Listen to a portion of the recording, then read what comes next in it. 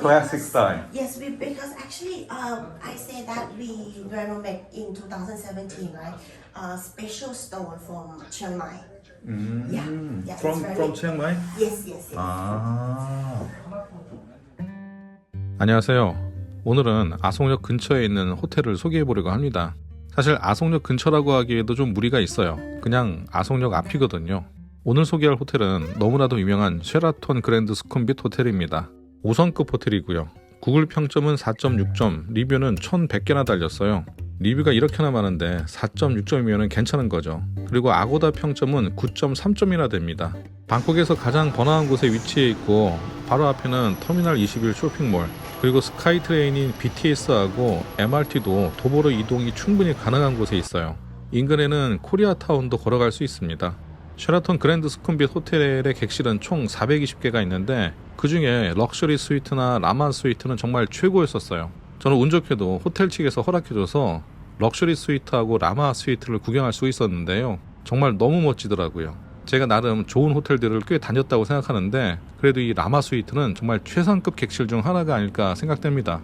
영상 마지막에 소개했으니까요. 끝까지 시청해주세요. 이번엔 구경만 했지만 여유가 있다면 이런 곳에서 한번 묵어보고 싶더라고요. 호텔에는 바나 레스토랑이 8개나 있어요. 규모가 상당하죠. 그 중에 이탈리안 레스토랑은 미슐랭 레스토랑이니까 미식가분들은 미리 예약하고 미슐랭 레스토랑도 한번 맛보는 것도 좋을 것 같아요.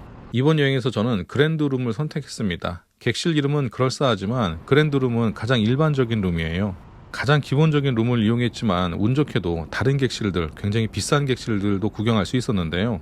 제가 첫날 로비에서부터 열심히 촬영을 하고 있었어요. 주절주절 카메라에 대고 떠들기도 했었고요.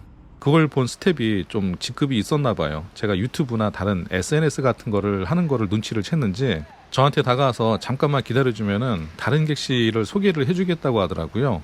나이가 좀 있는 사람이 이런 걸 하니까 대단한 채널을 운영하는지 알았던 것 같은데 혹시 이 영상을 보게 되면은 어떻게 하죠? 너무 작은 채널이라. 아무튼 그렇게 돼서 제가 투숙한 객실 외에도 굉장히 비싸고 좋은 객실들도 같이 촬영을 하게 된 겁니다. 그럼 이제부터 쉐라톤 그랜드 수쿰빗 호텔을 소개해 보도록 하겠습니다. 아송역 근처를 와봤다면 이 호텔을 안 볼 수는 없었을 거예요. 아송역 근처에서 가장 가깝기도 하고 모르고 지나갈 수 없을 만큼 외관이 굉장히 멋진 호텔이거든요. 저도 처음에 방콕을 여행했을 때서부터 이 호텔을 인지하고 있었으니까요. 1층을 통해서 호텔 정문으로 들어갈 수가 있고 영상에서 보이는 저 다리, 아송역하고 바로 이어지는 스카이워크를 통해서 호텔로 바로 들어갈 수도 있습니다. BTS를 타고 아송역에서 내려서 비 한 방울 맞지 않고 호텔까지 들어갈 수가 있는 거예요. 이 정도면 정말 최고의 위치라고 할 수가 있어요. 아송역까지는 걸어서 한 얼마나 걸릴까요? 걸어서 1분, 2분, 아무튼 바로 앞입니다. 이제 호텔 정문을 통해서 로비로 들어갑니다. 도움에는 항상 정문에 2명씩 있고 호텔을 입장할 때마다 반갑게 웃어주면서 문을 열어줘요. 요즘에 제가 좀 싼 호텔들을 많이 다니다 보니까 분위기가 너무 많이 다르게 느껴지는 것 같아요. 로비에 들어와서 보면은 온 사방이 대리석으로 가득 차 있고 노란 조명 때문에 마치 황금을 두른 것처럼 굉장히 럭셔리해 보였어요. 호텔 안에 인테리어 소품들도 꽤 손이 많이 가는 고급스러운 것들이었었고 모두 관리가 굉장히 잘 되는 것처럼 보였습니다. 구석구석 돌아봐도 허술한 곳이 없어요. 로비만 봐도 정장을 입은 직원들이 곳곳에서 많이 보였고요.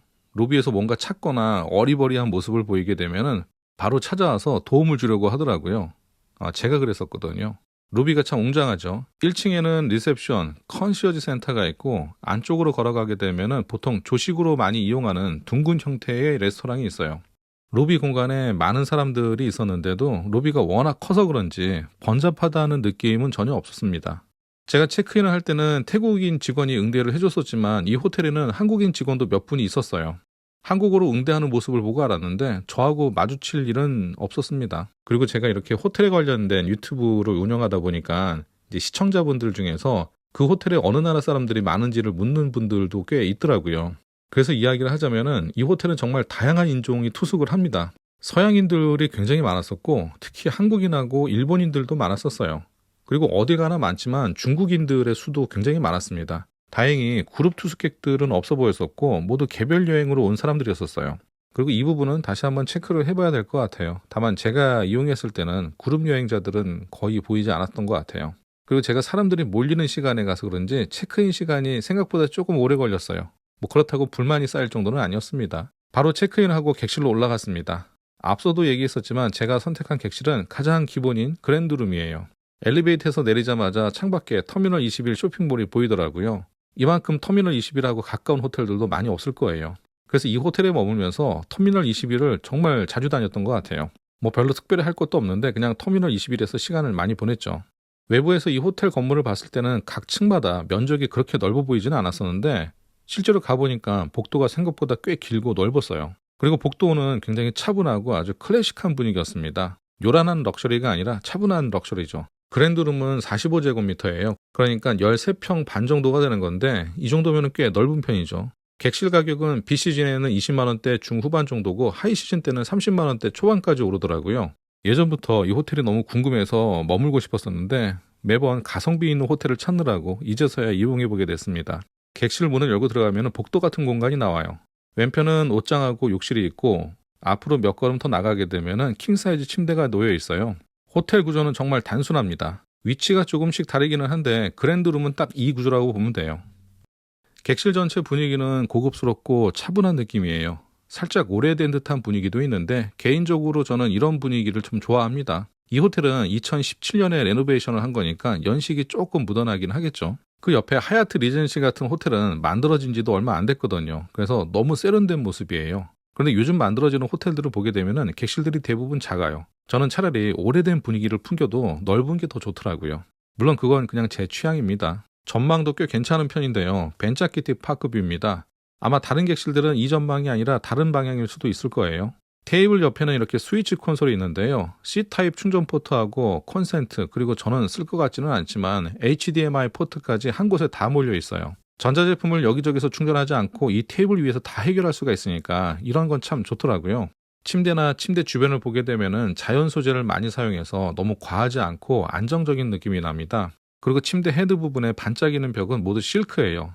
여러분들도 잘 알고 있는 짐 톰슨의 그 실크로 만든 벽입니다. 침대 옆에는 널찍하게 의자가 있고 작은 테이블이 놓여 있는데 저는 저녁에 여기 앉아서 창밖에 공원을 바라보면서 맥주 한잔 마셨던 게 기억이 나요. 저도 참 오래간만에 제대로 된 미니바를 갖춘 객실을 봤어요. 요즘에는 5성급 호텔이라고 하더라도 이런 미니바를 설치하지 않은 호텔들이 굉장히 많이 있어요. 냉장고 위에 티백 몇 개 갖다 놓고 미니바라고 하는 곳들도 있고요. 물론 저 음료나 술에는 손도 안 댔지만 이렇게 잘 세팅된 모습만 봐도 뭔가 좀 뿌듯하더라고요. 당연히 술은 근처 펍에서 마시고 들어왔습니다. 들어올 때는 세븐일레븐에서 맥주 몇 개 사가지고 왔고요. 뭐 다들 그렇지 않나요? 호텔 미니바에서 먹는 양주가 밖에서 먹는 양주하고 맛이 다른 것도 아니고요. 욕실 옆에 드레스룸 같은 작은 방이 있는데 그 안에 옷장, 금고, 슬리퍼가 이 안에 있어요. 이제 욕실입니다. 욕실을 보면 수건들이 많이 걸려있고 또 바닥에 곳곳에 많이 깔려있죠. 이게 그 기본 세팅된 모습이라고 합니다. 매번 하우스키퍼가 이렇게 해놓는다고 해요. 룸 크기에 비해서 욕실은 조금 큰 편이에요. 안에 욕실까지 있으니까요. 욕실 인테리어 분위기는 조금 옛날 스타일이기는 해요. 그런데 욕실 타일 색이 참 예쁘더라고요. 이 타일들은 태국의 치앙마이에서 공수해온 거라고 합니다. 뭐 그렇게 듣고 보니까 색이 좀 더 예뻐 보이기도 했어요. 어메니티는 바이레드로 쓰는데 바이레드는 스웨덴 브랜드고 프랑스에서 제조하는 고급 브랜드예요. 뭐 개인적인 생각이지만 저 브랜드는 인지도에 비해서는 조금 비싼 감도 있다고 생각합니다. 아무튼 좋은 건 맞으니까 이런 브랜드를 쓰는 거는 게스트 입장에서는 뭐 너무 좋죠. 다음 객실은 럭셔리 스위트입니다. 일반적인 객실은 아니죠. 스위트룸이에요. 그래도 접근하기 어려울 만큼의 스위트룸은 아니라고 생각해요. 1박에 40만원대 초중반이거든요. 물론 저는 아직 이용해보지 못했고 호텔 측의 배려로 그냥 살짝 구경만 해봤습니다. 2인 투숙이 가능한 킹사이즈 침대가 있는 침실이 하나가 있고 나머지는 거실처럼 사용되는 공간이에요. 전체 면적은 70제곱미터니까 21평이 조금 넘는 크기죠. 문을 열고 들어가게 되면 긴 복도가 나오고 왼편에는 화장실이 하나가 있어요. 화장실은 총 2개가 있는데 나머지 하나는 침실 안에 있습니다. 좀 더 걸어가게 되면 데스크가 있고 반대편에는 소파가 있어요. 이 공간이 거실입니다. 그리고 좀 더 안으로 들어가게 되면 침실이 보이는데 이 침실이 제가 머물렀었던 그랜드룸의 크기더라고요. 그러니까 느낌상 스위트룸은 그랜드룸 2개를 붙여서 하나는 거실로 또 하나는 침실로 만든 것 같은 느낌이에요. 크기도 딱 그 정도더라고요. 그러고 보니까 가격도 거의 2배네요. 침실 내부는 제가 앞에 소개했었던 그랜드룸하고 거의 같아서 특별히 소개할 건 없습니다. 침실 크기도 거의 같고 침대 옆에 있는 의자 그리고 전망, 욕실의 크기나 디자인까지 모두 비슷하다고 보면 돼요. 그냥 거실 하나만 더 붙어 있다라고 보면 될 것 같아요. 다음 소개할 객실은 제가 너무나도 마음에 들어 했던 룸이에요. 라마 스위트라고 하는데 호텔 내에 딱 3개밖에 없다고 합니다. 그리고 1박 요금은 130만 원 정도가 돼요. 객실문을 열고 들어가게 되면 모두 은은한 나무로 만들어져 있어요. 태국의 전통 방식으로 만들었다고 합니다. 자연 소재를 많이 사용한 은은한 느낌이지만 정말 럭셔리해 보였어요. 문을 열고 들어가게 되면 테이블이 있고 객실로 갈 때는 신발을 벗고 들어가는 구조예요. 객실을 만든 구조가 참 특이한데요. 스키 플로어 방식으로 객실 전체를 띄워놨어요. 그러니까 바닥에서 한 단계 높은 거죠. 룸 전체를 보면은 탁 트인 스튜디오 룸에 절반은 거실로 만들고 중앙에 TV를 놓고 반대편에는 침실을 놨어요. 그리고 침실에는 큰 욕실이 있습니다. 이 객실은 77제곱미터예요. 그러니까 전체가 23평 정도가 되는 거죠. 그런데 가격이 130만 원이고 하이 시즌에는 150만 원 이상까지도 올라가요. 그럼 조금 전에 봤었던 럭셔리 스위트랑 객실 크기는 비슷한데 객단가가 3배 이상 차이가 나는 거잖아요. 그런데 라마 스위트는 분명히 또 다른 장점이 있습니다. 바로 프라이빗 가든을 사용할 수 있다는 건데 정말 예상하지 못했었던 공간을 투숙객만 사용하게 되는 거예요. 제가 봤을 때는 거의 한 5, 60평 정도는 돼 보였었고 도시 한복판 고층에 있다는 걸 잊게 만들 만큼 너무나도 독특한 공간이었었어요. 정말 너무 멋지지 않나요? 저는 이 공간이 너무 마음에 들더라고요. 이런 구조라고 보면 돼요. 넓고 프라이빗한 가든 끝에는 자쿠지가 있는데 이런 데는 솔직히 일반적인 여행 때 사용하기는 조금 부담스러운 가격대잖아요. 그런데 특별한 날, 이벤트가 되는 날에 사용한다면 너무 좋을 것 같더라고요.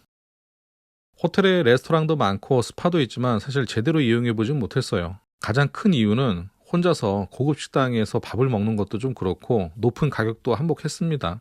사실 여기 위치가 너무 좋아서 굳이 호텔 안에서 뭔가를 해결할 필요가 없었거든요.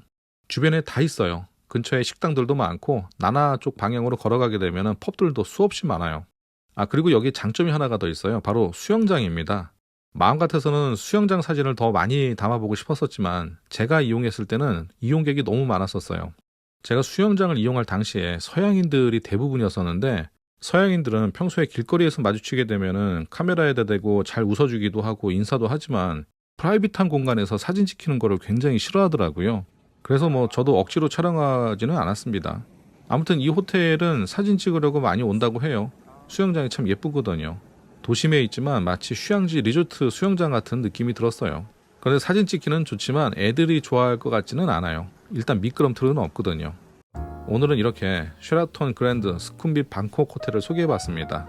어떠셨나요? 저는 개인적으로 호텔 위치가 너무 좋아서 주변을 여행하고 다니느라고 호텔의 그 고급 레스토랑 하나 제대로 이용해보지 못한 게 너무 아쉽더라고요. 그래도 호텔 측의 도움으로 제가 구독자님들한테 보여드리고 싶었었던 화려한 객실을 소개할 수 있어서 참 다행이라고 생각합니다. 여기가 가성비가 좋다고 말하기에는 조금 애매하지만 이 정도 수준의 호텔을 비시즌에 20만 원대에 이용할 수 있다는 것은 꽤 좋은 가격이라고 생각을 합니다. 오늘 영상이 여행을 하는데 도움이 되기를 바랍니다. 영상이 도움이 되었다면 꼭 구독해 주시고요. 저는 앞으로 또 좋은 숙소 잘 찾아서 소개해 보도록 하겠습니다. 그럼 이상 마치겠습니다. 감사합니다.